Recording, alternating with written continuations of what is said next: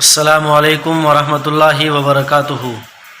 دوستو، آج میں اس ویڈیو میں آپ حضرات کے سامنے ایک بہترین مجرب وظیفہ لے کر حاضر ہوا ہوں۔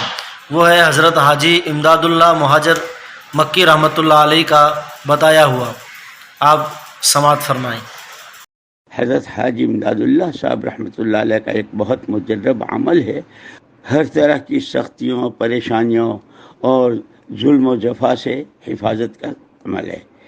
شروع میں 3 مرتبہ درود ابراہیم، اس کے بعد 3 مرتبہ الامان الامان الامان یا برہان، پھر 3 مرتبہ الامان الامان الامان یا حنان، الامان الامان الامان یا منان، پھر 3 مرتبہ الامان الامان الامان یا دیان، پھر 1 مرتبہ الامان الامان من فتنة الزمان وجفاء الاخوان شر الشیطان وظلم السلطان بفضلک یا رحمان۔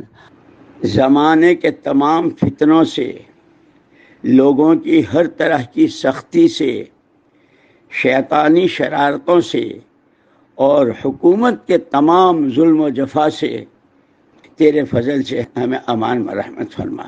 پھر 3 مرتبہ درود ابراہیم پڑھ کر اپنے پر فجر کے بعد، مغرب کے بعد اس کا بہت اہتمام کیا جائے۔